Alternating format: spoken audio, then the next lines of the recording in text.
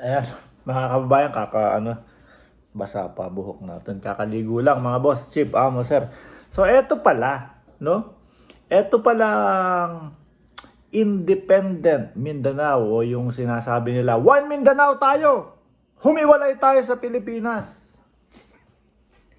Ito pala ay parang, kumbaga, pamitik lang, no? Pak!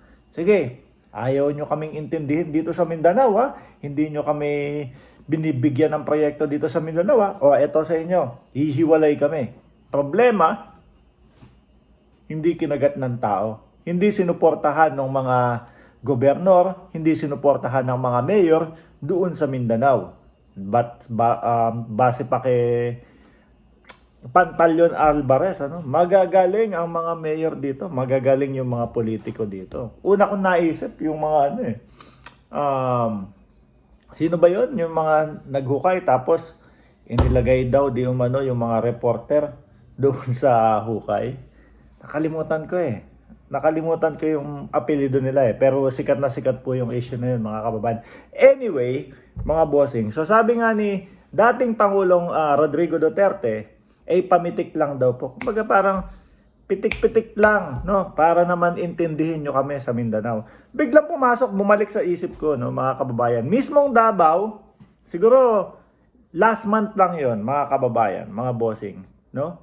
Last month lang, mismong Davao, kung matatandaan natin, ay tatlong proyekto, malalaking proyekto, yung pinasinayaan ni Pangulong Bongbong Marcos, no? At hindi nga diyan dumaten si Baste dahil yun kakatapos lang nung Davao may konting prayer, tapos madaming rally, madaming galit, no? Hindi nga umaten si Baste Duterte, mga kababayan, si Mayor Baste Duterte ay mukhang tinamaan ng ego, mga bossing, nung time na yon, di ba? So ngayon, paano masasabi ni dating Pangulong Rodrigo Duterte na hindi sila inaasikaso sa Mindanao? Samantalang yung nakaraang buwan, ano yung tinapos na proyekto? Yung mga kalsada sa Davao. Yung patubig sa Davao, yung tubig nila. At yung pamimigay ng mga titulo sa Davao. Davao pa mismo yan, mga kababayan, ha? So, sa madaling salita po, mga bossing, Chief Amo sir, hindi po pinapabayaan ang Mindanao, lalong-lalo na po sa pamumuno ng ating Presidente Bongbong Marcos, mga bossing. Kaya nagtataka ako. So, sabi ko, lantaran yung mga proyekto na yun. Tapos napansin nga yung kanyang anak na si Mayor Baste na hindi sumipot doon. No? Paano nila masasabi na ang Mindanao ay pinapabayaan po, mga kababayan?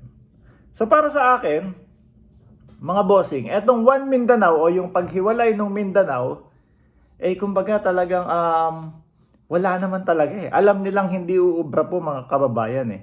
Alam nilang hindi lulusot. Paano nga naman po, umpisa pa lang po doon sa kanilang mga leader sa Mindanao, talaga pong nakasuporta sa gobyerno natin. Di po ba? Simula po mangudadato, nakasuporta sa gobyerno natin. At nung unang-unang beses na narinig nila, mga kababayan, etong pinapakalat nila na hiwalay ang Mindanao sa Pilipinas, ilang araw lang, hindi pa lumagpas ang isang araw, sumulat na po yung mga leader sa Mindanao. So sa madaling salita, mga kababayan, gusto yata nilang, kumbaga parang sindakan ang laban. No? Sindakan ang laban. Madaming napaisip tuloy doon, mga boss. Napaisip sila, ano ba itong si dating Pangulong Duterte? Parang, porkit iba na yung namumuno, ngayon, ayaw nang sumunod doon sa namumuno. Kaya lang, ang gulo talaga no? Ilang araw lang, na iba na naman po yung magaling na po ang ating presidente. So, ito lang po, indikasyon, mga kababayan, na talagang kailangan na po talagang pagpahingahin si dating Pangulong Duterte. Kasi nagiging parang self-destruction na po, mga kababayan. Maawa kayo doon sa tao. No? Kayo po na nakapalibot kay dating Pangulo na tingin ko ang inyong ang inyong adhikain o kung bakit nyo pilit na inihaharap ang dating Pangulo, eh may sarili-sarili kayong interes. Pagpahingayin nyo na yung tao. Kumbaga, iba-iba na po yung sinasabi eh. Laban bawi na po eh. At yung laban bawi na yon, halatang halata na. Sobrang halata na. Kahit na po sinong vlogger, no, na DDS, hirap na pong ipaliwanag yon. At wag nyo nang subukang ipaliwanag. Nagmumukha na po kayong katawa-tawa. Kung meron man na naniniwala pa din sa inyo, eh may pagkauto-uto na po yun. Mga kababayan. Biruin mo, sinabi ng Pangulo, nung nasa Mindanao, mayroon tayong presidenteng drug addict. PI, nagmura pa. Di ba? Sumunod, hindi ko naman sinasabing drug addict eh.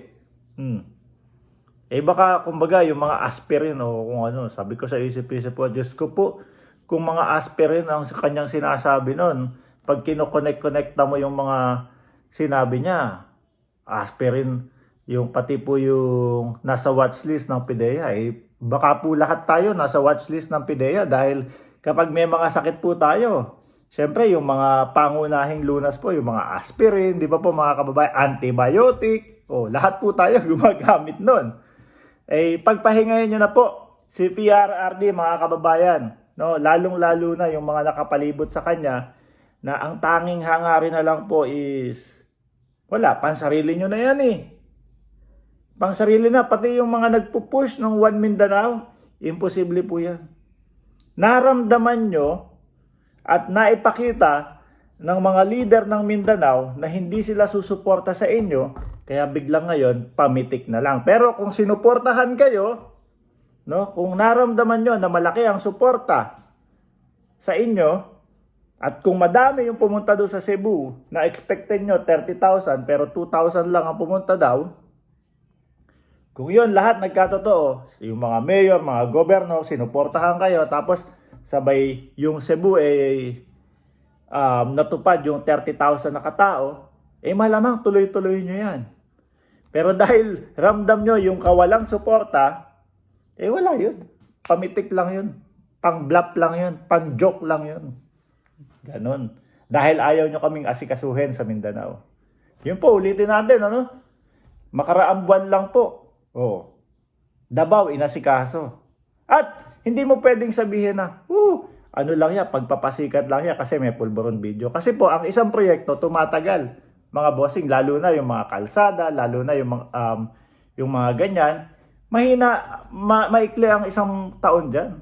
So matagal na pong ginawa iyan, mga kababayan, ngayon lang po natapos.